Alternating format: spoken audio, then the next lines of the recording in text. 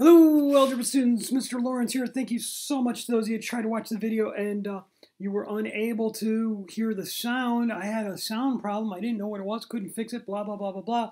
I did this update to something called Yosemite, and now all of a sudden everything's working again.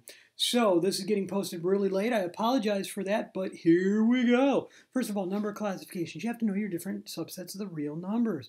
First of all, numbers that you first learned to count with, like 1, 2, 3, on forever. You didn't know about fractions, no decimals. These are called the natural numbers. Sometimes they're called the counting numbers too. The natural numbers, 1, 2, 3, on forever. No zero, no negatives, no fractions, no decimals, unless you consider this to be a decimal. That's the only type of decimal you would get. Okay, then when you got a little bit older, you learned about some slightly different numbers, and you had 0, and then 1, 2, 3, etc. What you were counting with there was the whole numbers, the whole numbers. The whole numbers are just like the natural numbers, except they have 0. There's no fractions. No fractions. Fractions, no. No fractions. Decimals, no. No decimals. No decimals. Okay, now I know your definition, the kid definition of a whole number is a number that doesn't have a fraction or decimal, but that's not what a whole number is. Whole numbers also don't include negatives. There are no negatives in either the whole numbers or the natural numbers. Have I said that enough times? You see, the natural numbers go 1, 2, 3, on forever. The whole numbers go 0, 1, 2, 3, on forever. No fractions, no decimals, no negatives. Now the negatives do come into play next, okay, and those are in the integers. The integers, the best definition of the integers, are the whole numbers and their negatives. The whole numbers and their negatives. So you might start with a dot, dot, dot, because there is no smallest integer. And I go -3, -2, -1, 0, 1, 2, 3. And you see how it kind of builds. You know, you had 1, 2, 3 on forever, and then you put 0 on, and then you got brave and went to the left of 0 and considered what happens with values smaller than 0. But again, no fractions, no decimals in the integers. The fractions and decimals come into what we call the rational numbers. Rationals, because rational numbers, the root word is ratio, not rat. Okay, ratio, and it's any number that can be expressed as a natural fraction. Okay, so it includes 1, it includes 5,000, it includes 2/5, okay, 3/12, it includes -5/7. It also includes decimals, decimals that either end or repeat, decimals that either end, a terminating decimal as it's called, a terminating decimal like 2.76, 2 7600ths, or decimals that repeat, okay, like -1.123 and the little bar above the 3 there, right? Okay, those decimals are included with the rationals. Now, there are decimals that don't end and don't repeat, and you should know their names. Let me get a different color here. That's called the irrationals. Irrationals. Oops, I need 2 R's there. Ir meaning not. Irrationals. Okay, and those are decimals that never end and they never repeat. Okay, the most famous one is pi, you know, 3.14, and then it goes on forever. Okay, but it also includes things like the square root of 20 or the square root of 21. It would not include the square root of 9. That would be rational. That'd actually be a natural number, right? Because you could think of the 3. Okay, so if a number is not a perfect square and you take its root, then you get an irrational number. That same would go for a cubed root. Like if you tried to take the cubed root of 8, that would be 2, because 2 times 2 times 2 is 8. But if you tried to take the cubed root of 7, there is no number times itself again. That is 7. So that would be irrational also. All right. Then finally, all these together, all of them, including the irrationals, make up what we call the real numbers. Okay, the real numbers. So when you have number classifications, I might give you something like this, 1/2. I might give you a -5, Might give you 0. I might give you 3/7. There might be 25ths. And let's go with the square root of 8.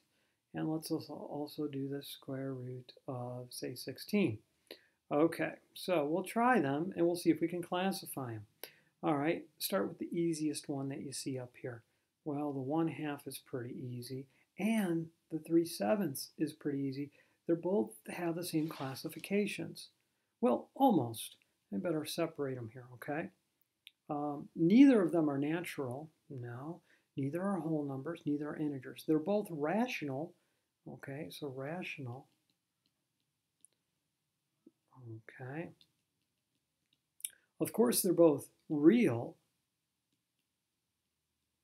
Real. And this one here, 1/2, is a terminating decimal. Terminating decimal. Okay. This one here, 3/7, isn't a terminating decimal. It's actually a repeating decimal. How would you know this on the test? Well, you'd punch it in your calculator. 3 divided by 7 and see what you get. 0.428571, and it's going to repeat. Yeah, I've shown you that 7's trick before. Repeating decimal. So those are the 3 classifications for those 2 numbers. They're rational, they're real, and they're either one's a terminating decimal, the other's a repeating decimal. All right, let's try 0. 0 is pretty easy. 0 is not natural, but it is a whole number, right? It's an integer. Integer. It's rational. And it's also real. Okay. -5. That one's easy because it's an integer. It's rational. No! Yeah, that's right. Thought I made a mistake. And it's also real. You could think about it as a terminating decimal, but we usually don't. Okay, now 25ths simplifies, doesn't it? Down to 4.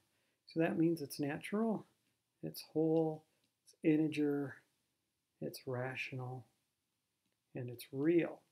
I know you don't know those symbols. I've used them before. They'll be on a worksheet I'm going to give you tomorrow in class. All right, finally, the square root of 8 and the square root of 16. Well, the square root of 16 is plus or minus 4. So if you consider the positive one, you're talking about natural, whole, integer, rational, and real. Okay? Now, if you're talking about the square root of 8, there is no square root of 8, so that's irrational and real. All right, there you go. There's your number classifications. Okay, let's see here. We got some equations to solve. Now, these equations have some fractions in them.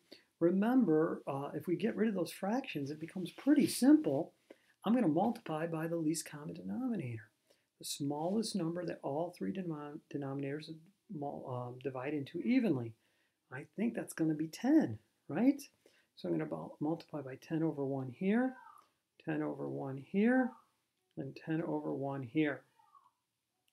So the 10s are going to cancel, leaving me with just a plain old x.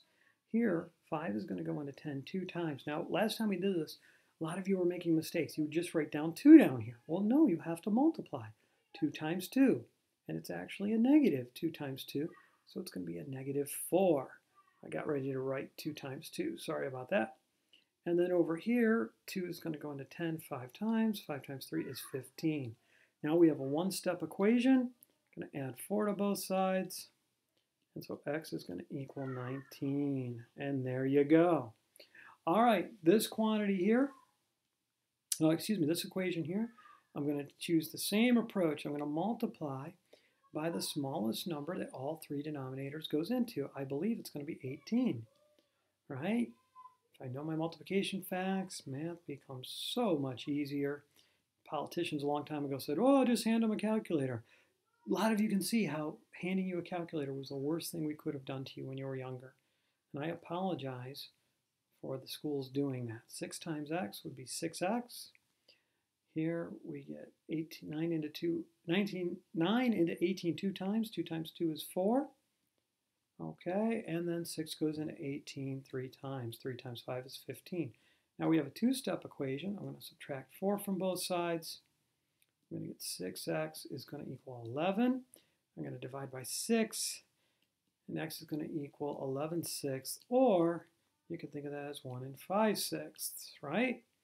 Okay, moving right along.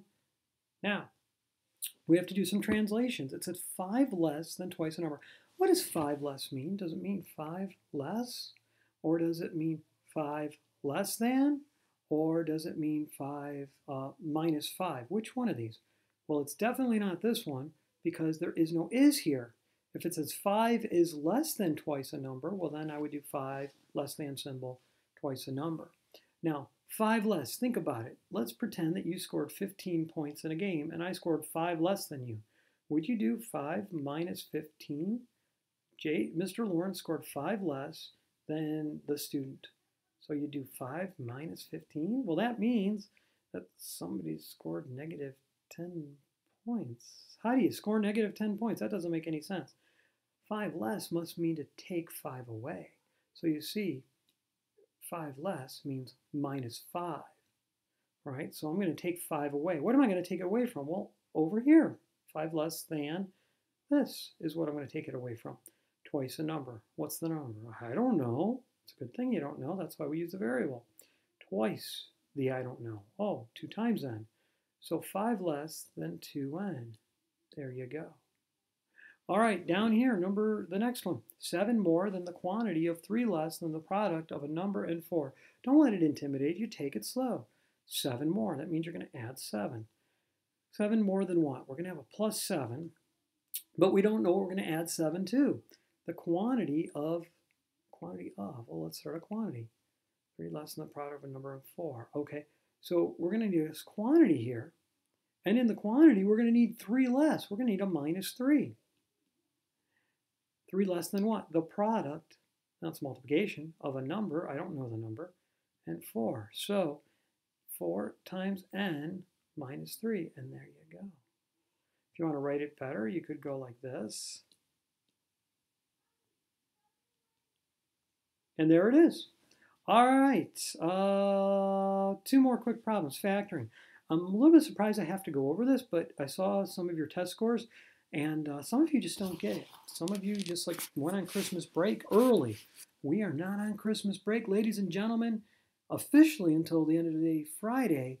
I guess in algebra, you could say, as long as you take your midterm on Thursday, when you go home Thursday in algebra, then you're done for the midterm.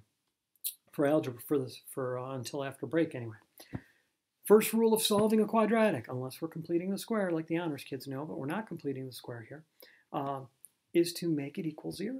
I've got to have it equal 0. I'm not going to factor this. I don't know how to solve a multiplication problem that equals 2, like if it had x times x plus 7 or something equals 2. I don't know how to solve that, but if that equals 0, well, then I know for a fact either this quantity or that one has to be 0. Because the only way to get 0 in a multiplication problem as the product is to multiply by 0, right? So I need this equal to 0. So I'm going to subtract 2 from both sides. And when I do that, I'm going to get a 15x squared plus a 7x minus 2, and that's going to equal 0. All right, what time is it? It's time for ABC. How do you know it's time for ABC? Well, all the like terms are combined, and it equals 0, and I have a trinomial. Okay, those are good signs that it's time for ABC. Easy as 15, 7, negative 2. And so A times C is going to be 30.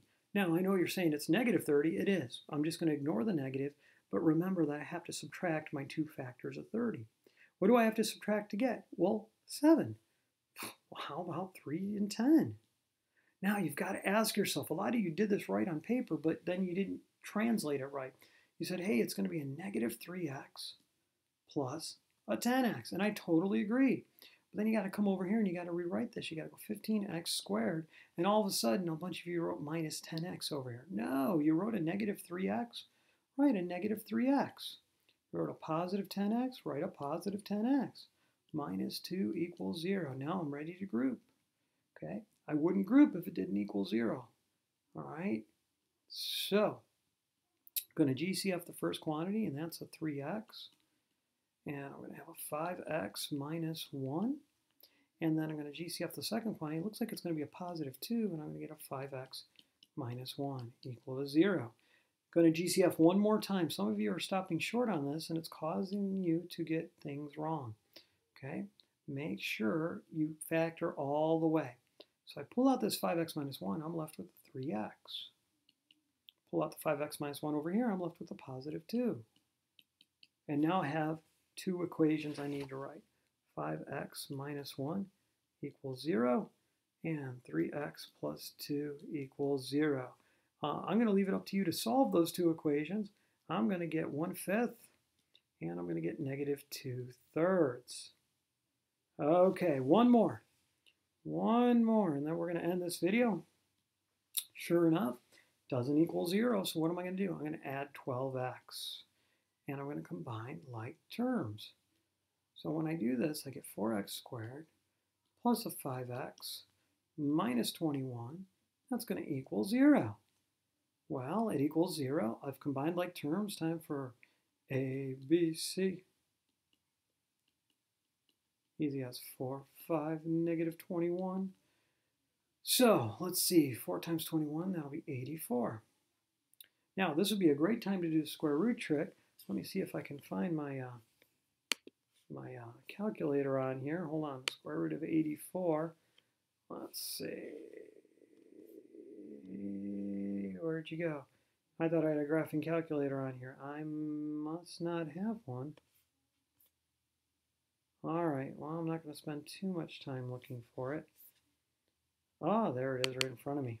Silly Mr. Lawrence. All right, here it comes. It should be opening up. If it doesn't open up right away, I'll just go on to something else. Okay. Oh, I got to activate my license. Oh, fiddle faddle. Okay, so I'm not ready to do that, but I can guesstimate the square root of 84 because the square root of 81 is 9 or negative 9. So I know it's going to be 9 something, okay? Now,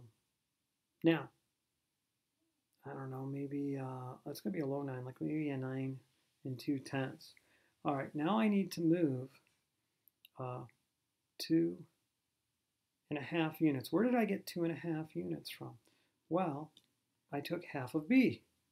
So I'm going to move up 2.5 units, or I could move down 2.5 units. I'm going to move up 2.5 units, and that's going to give me 11 7/10. All right, and that's pretty darn close to 12.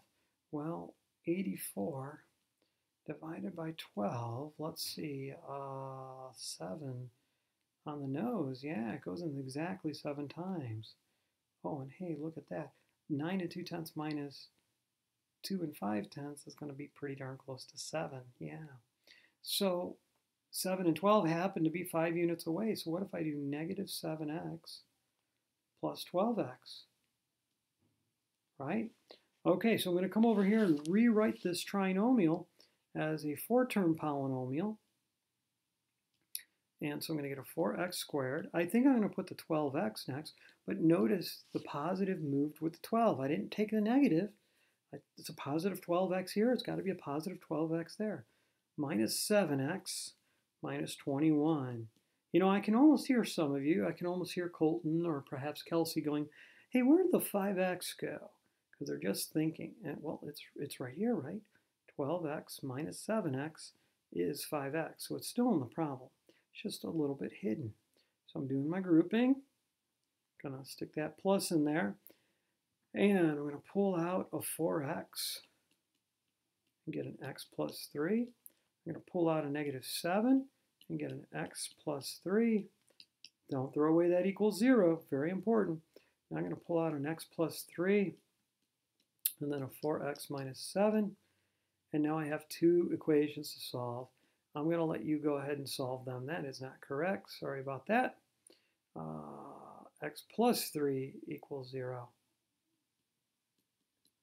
And then 4x minus 7 equals 0.